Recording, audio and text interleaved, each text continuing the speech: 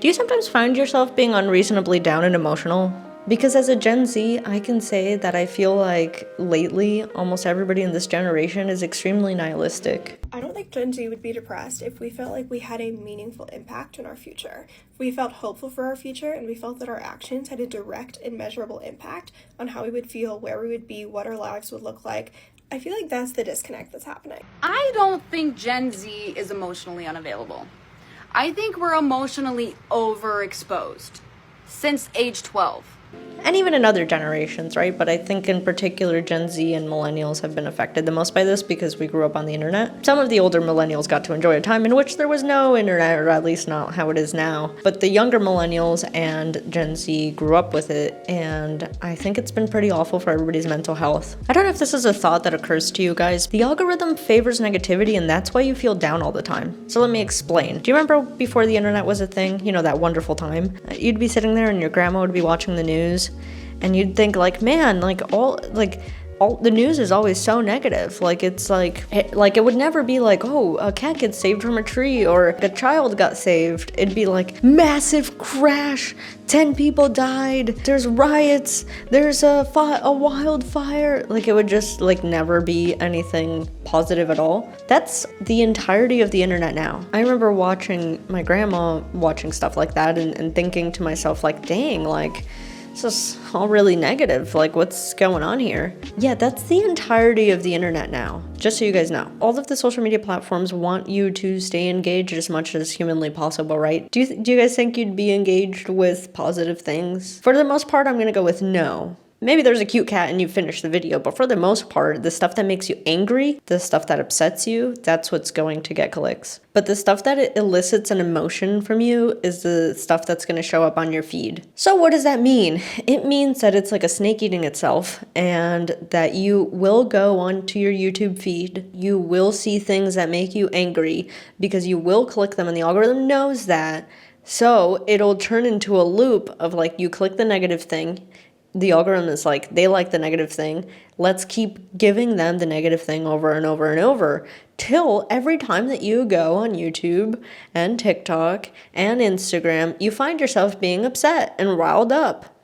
And this has nothing to do about like what side of the political aisle or any of that kind of stuff. It could even just be like gore. Like if on TikTok I see like one car crash, for example, and I engage with that video, now I'm going to see more car crashes, and I'm going to see more gruesome stuff, and I'm going to see more shocking content. So I find myself these days going onto the internet and seeing extremely upsetting stuff. In fact, if you want to look at my channel, it's one test that I'm running right now actually in my own applications is that originally I started this channel wanting to create documentaries. I don't know if you guys know this about me. I own a video production company, and what I started this channel for was because I wanted to make documentaries of different people that I found interesting. They took a lot of effort, like extreme amounts of effort. Like, I'd have to go and like actually shoot these things and then edit down these interviews and then do B-roll and color grade and do all these things that were really time consuming, like I was doing a real production, except I was not getting paid because I was doing it for fun for the channel. Those videos would get like no views. Like, I'm telling you, I would put up these videos that took me so long to make, and YouTube also favors quantity, right? If you were not able to provide YouTube quantity and you created something that took a long time that you were passionate about, it would get no views. It would just absolutely go nowhere. And I was like, okay, I need to reshape the content that I make. Perhaps maybe a podcast. That's easier to make, right? I tried that as well. The podcast didn't go anywhere. I really wanted to be able to just interview people and talk to different people because I just enjoy doing that. The difficulty came that, one, I had to procure these people, which was extremely time consuming and difficult to do. But then two, this type of content would take a long time to edit and produce. And YouTube favors consistency and clickable content. Recently, I've been doing videos that are more clickbaity, if you will, or addressing certain social issues or things that I find interesting because I know it'll get clicks. And the videos that perform the best are the ones that are negative. are the ones that where you are talking about some societal issue, the ones where you are eliciting an emotion off of somebody. The videos that I'm passionate about of a leather worker, that doesn't get views. I mean, you could get to the point where you have a channel, perhaps like the Little Big Story or maybe CNNBC, but you're talking about channels that have so much resources and employees and stuff that I could not compete creating enough content for the algorithm to favor me in that style of content. And that's okay, like the thing with YouTube and all these different algorithms and stuff, like you kind of just have to figure it out and continue trying different things. Why do I say all this? I say all this because I am a tiny little cog in the machine. I am a piece of rice. I am a piece of rice in this machine that is YouTube and the internet and social media. And I have found myself having to reshape the way that I do things and everything. So what does that say about your favorite content creators? Do you think that they have your best interest in mind, or do you think that they're making negative, clickable,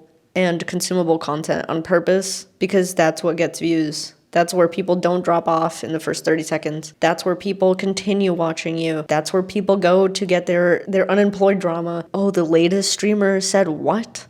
The stock market is crashing. This fast food restaurant sucks now. Society sucks. The world is burning. There's fires in Los Angeles. If we are not cognizant of this, I think we're going to treat social media in the future the way that we treat cigarettes. I think that we will in the future treat social media the way that we treated cigarettes. Like, the people that are growing up now seem to have so much more mental health issues. I think it's actually verifiable. I need to find some stats, but they have more mental health issues than any generation before. And do you think that it's like a self-fulfilling loop? And I know if I tell people this and if I argue to people in my age range, they'll be like, well, society is just worse now. And yes, in some ways things are harder, things are more expensive, we have a bunch of debt. So yes, things are worse, but also it's a self-fulfilling loop when you go on the internet, which is the only thing to do because there's no third spaces. There's not really like, people aren't really like going to clubs or doing extracurricular activities, right? Everybody's plugged in to the internet. So everybody's just like sitting there and they log on to their negativity. They go on their phone to their negativity. They go on the couch and on the TV to their negativity. And you're just in a stew of negativity at all times. And my purpose in talking about this is because I'm guilty of this. I'm extremely guilty of it. Like I said, I'm 27 years old. I've grown up with the internet and being salty at things. And you have to just catch yourself because it, like, I don't know. We really just need to go and touch grass. Like, I'm not even kidding. Like, we just got to go touch grass. I recommend that you guys touch grass. I recommend myself to touch some grass. You have to legitimately be extremely conscious of this fact. You will fall into negativity loops, and it is very hard to get out of them. I've been trying to make some more friends. The amount nihilism and just negativity in my age range, so let's say 25 to 35, it's really bad. Like, I was interviewing a celebrity the other day for my video business. This particular celebrity is in their 60s because they were famous when they were younger, right? They were telling me that they would not want to be famous now. And I was like, really, why? And they were just telling me about how things were just different back then. Like, yeah, you were in some news articles or in some TV coverage or whatever, but now if you're famous, you're just having people comment negativity and just saying the most vile stuff. Like, people are just so chronically online and mean and vicious because they get to hide behind a screen. I thought that was really interesting because the other thing they said to me that really stood out, this 60-year-old person, was that everybody is really divided and mean to each other now. And it does feel that way. Like, it feels like we can't find common ground on anything. It doesn't matter. It doesn't matter the topic. It doesn't, like, everyone just is so angry. Sometimes I wish I had a time machine and I could just go back to like the 70s or something, just for like a moment, and be able to see how it was back then, because I'm just so curious, but I don't have the life experience or context to go that far back because I'm younger. I guess I don't know a time when people weren't like this. I mean, it does feel like after the pandemic, whatever social issues were happening got like it was like gasoline to the fire. I guess the point I'm making in general is that the algorithm is trying to keep you engaged, and the algorithm will do that by being as negative as possible.